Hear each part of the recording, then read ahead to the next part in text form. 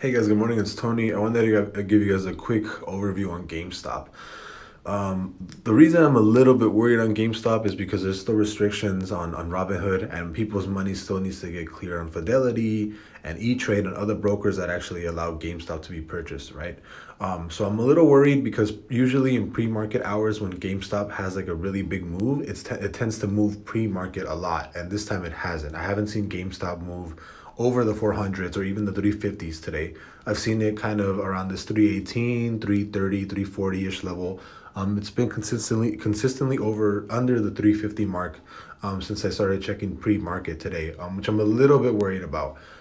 Just looking at the naked chart, it does look like we might head back to that 250, $260 level. Just looking at the naked TA chart, right? Like just looking at this chart right here, like on Robinhood, it does look like we're headed a little bit lower. We might hit, like 280s, somewhere around that level, I think, and then maybe bounce all the way back up to like, this level or maybe 450, 400, right? But GameStop, it's not looking too good, just strictly on a like TA naked chart standard.